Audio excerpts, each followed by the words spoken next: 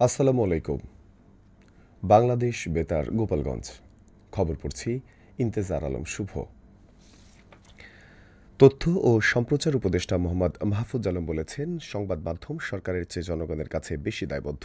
গতকাল রাজধানীর তথ্য ভবনের ডিএফপি অডিটোরিয়ামে জুলাই গণ অভ্যুত্থানে শহীদ সাংবাদিক পরিবার ও আহত এবং সাহসী সাংবাদিকদের সম্মাননা প্রদান অনুষ্ঠানে প্রধান অতিথির বক্তব্যে তিনি একথা বলেন।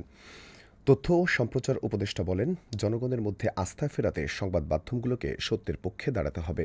মিডিয়ার উপর জনগণের আস্থা ফেরাতে সংবাদ মাধ্যমকে হতে হবে জবাবদিহিমূলক। তিনি বলেন, সংবাদ মাধ্যম যদি স্বাধীনতা চায় তাকে জবাবদিহি করতেই হবে। মোহাম্মদ মাহফুজ আলম বলেন, সংস্কার কমিশনের ১২ দফা নিয়ে কাজ করা হচ্ছে। সাংবাদিক সুরক্ষা আইন, নবম ওয়েজ বোর্ড বাস্তবায়ন এসব নিয়ে আগাচ্ছি।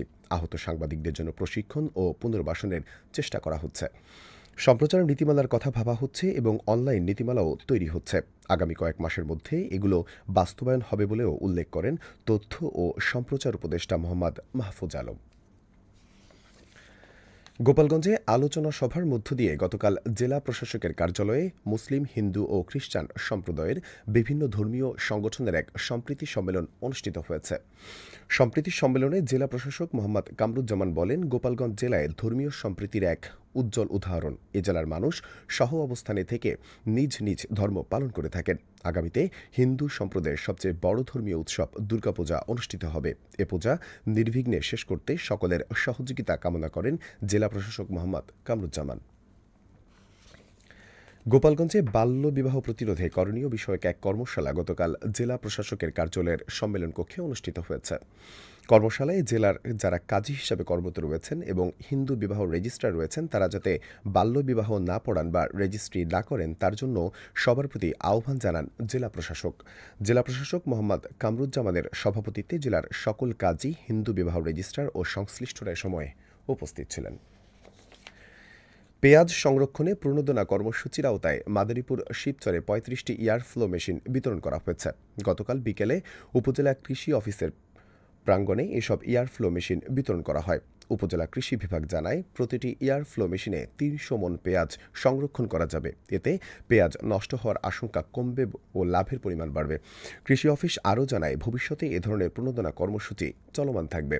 উপজেলা কৃষি অফিসার রফিকুল ইসলামের সভাপতিত্বে কৃষি প্রকৌশলী মিতা কুণ্ডু, বিভিন্ন ইউনিয়নের উপসহকারী কৃষি কর্মকর্তা ও স্থানীয় কৃষকরা সময় উপস্থিত ছিলেন। মাদারীপুর জেলার কালকিনি পৌরসভার ঠ্যাঙ্কামারা এলাকায় পরিবেশ দূষণের দায়ে এক প্লাস্টিক কারখানায় অভিযান চালিয়ে জরিমানা করা হয়েছে।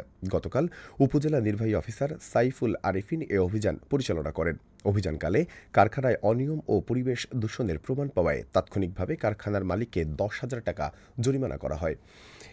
এ সময় কারখানাটি পরিদর্শন করে ভবিষ্যতে পরিবেশ সুরক্ষায় প্রয়োজনীয় ব্যবস্থা নেওয়ার নির্দেশ দেওয়া হয়। অভিযানে সহায়তা করেন পরিবেশ অধিদপ্তরের কর্মকর্তাগণ ও স্থানীয় প্রশাসনের একটি দল। উপজেলা প্রশাসন জানায়, পরিবেশ দূষণ রোধে নিয়মিত এ ধরনের অভিযান চলমান থাকবে। এদিকে শরীয়তপুরে জাতীয় ভোক্তা অধিকার সংরক্ষণ অধিদপ্তর অভিযান পরিচালনা করেছে।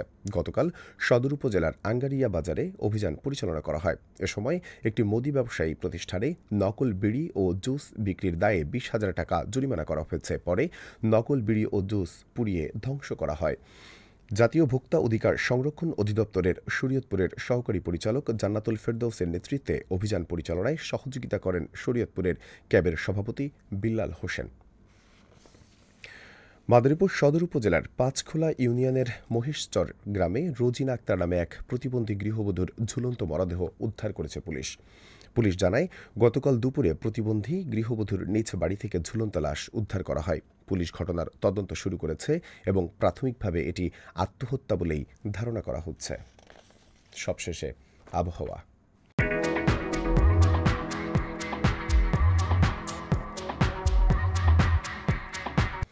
আজ বেলা ১টা পর্যন্ত আবহাওয়ার পূর্বাভাসে বলা হয়েছে, ঢাকা, ফরিদপুর, খুলনা, বরিশাল, পটুয়াখালী, কুমিল্লা, নোয়াখালী, ময়মনসিংহ এবং সিলেট অঞ্চলসমূহের উপর দিয়ে দক্ষিণ অথবা দক্ষিণ পূর্ব দিক থেকে ঘণ্টায় ৪৫ থেকে ৬০ কিলোমিটার বেগে বৃষ্টি অথবা বজ্রবৃষ্টি সহ অস্থায়ীভাবে ঝোড়ো হাওয়া বয়ে যেতে পারে।